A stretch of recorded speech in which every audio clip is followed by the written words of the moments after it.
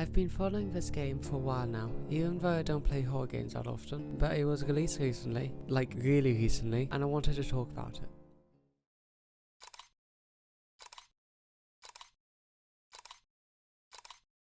You wake up to your arms and legs being probably not so happily removed, and you quickly make yourself stop bleeding. Your goal is to save your research by going through the facility that you're in. Luckily, you apparently haven't skipped one day in your entire life and can easily drag yourself around.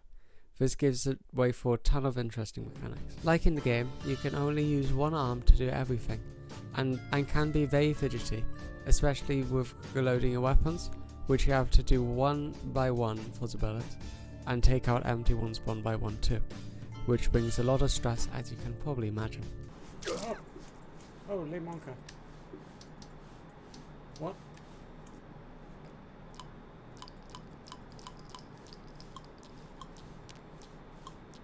Oh, Le Monka.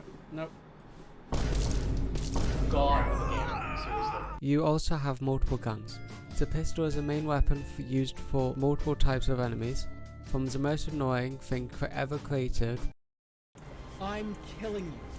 I'm killing you. I don't care about anything else. I don't give a shit. Which is a classic moving zombie, although it isn't as good as defeating these than the shotgun, dealing high damage quickly and being one shot for zombies.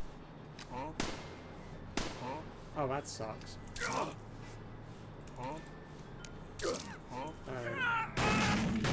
And finally the flare.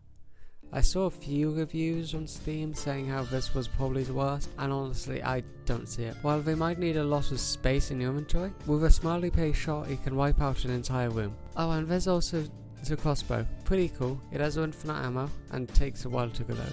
There's also the game's namesake, the parasite that's inside of you. It needs constant vaccines to keep it from reaching your brain, so it's basically a timer. Oh, and it's also your health, so good luck if you're struggling. It is really cool though. You can risk a dose now to keep you at full health, but you might not find that there's many vaccines in the next areas. Or play risky and use a full dose of vaccines when you really need it, even though you will have less health. All of this amplifies the stress of the game, even if it doesn't scare as much. Ew, let me join. Come on, move. Up. It also has really good stealth mechanics, needing you to slowly drag your mouse to move the character with low noise. I do have a wacky arm, kind of quirked up, that doesn't like some things, and that might have made it harder for me. Oh, that's creepy. No. Still, the stealth is good.